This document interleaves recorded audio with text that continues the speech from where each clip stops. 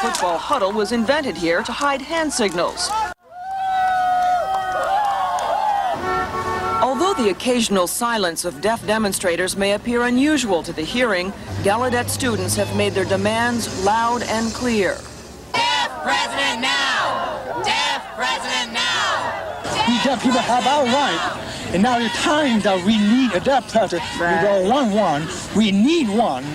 The confrontation was ignited by the university trustees' selection of a new president, choosing a hearing woman who is just now learning sign language over 2 deaf candidates. The students' reaction when the board chairman faced them Monday was outrage. If you'd like for us to listen to the students will have to be a little quieter. We want Dr. Zinser to resign as the president-elect, and we want to have a deaf person selected immediately. We want Ms. Spillman to resign. We want to have at least 51% deaf representation on the board.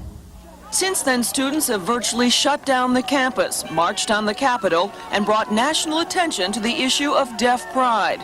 Support has swelled to include alumni, staff, national deaf organizations, and today, the university's faculty. Therefore, be it resolved that the collegiate faculty meeting on March 9th calls for the Board of Trustees to withdraw its offer to Dr. Zinser and to offer the presidency to one of those qualified hearing-impaired candidates. During its 124-year history, Gallaudet University, the only liberal arts college for the deaf in the United States, has built an international reputation for excellence. It is the alma mater for 95% of the nation's deaf college graduates. Gallaudet offers 30 undergraduate and graduate degrees, along with preschool, elementary, and secondary school programs. It is a research institute and national clearinghouse for information on deafness. It is to the deaf people of the world what Mecca is to the Arab people of the world, what Jerusalem is to the Jewish people of the world. They say, I'm deaf. Those folks who call me friend. The reality of deafness is an integral part of everything here. The arts, sports. In fact, the football huddle was invented here to hide hand signals. Communications. Gallaudet produces national television programs for the deaf. Gallaudet is America's face toward deafness. It's not just a university with a lot of deaf students. The history of the relations between deaf and hearing people is a history of a struggle, sad to say, between hearing people who thought they knew what was best for the deaf and deaf people who had very different views. It's a struggle that many feel goes beyond the question of who will lead Gallaudet University. It's a struggle over civil rights. Black people have developed their image. Women have developed their image.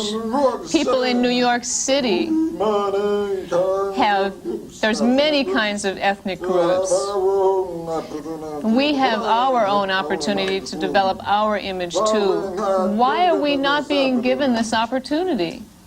Today, despite the overwhelming vote by the faculty and staff to side with the students, trustee chairman Spillman and newly selected president Dr. Elizabeth Ann Zinser said they will not be swayed by the students' demands.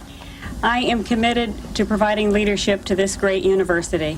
I have no illusions that it will be easy at all. I am not willing to say I made a mistake, and I am pleased to report to you that the board members who voted in the majority opinion do not believe that they made a mistake. Today, the 2 deaf candidates for president expressed support for Dr. Zinser, and the trustees are adamant that she will remain president.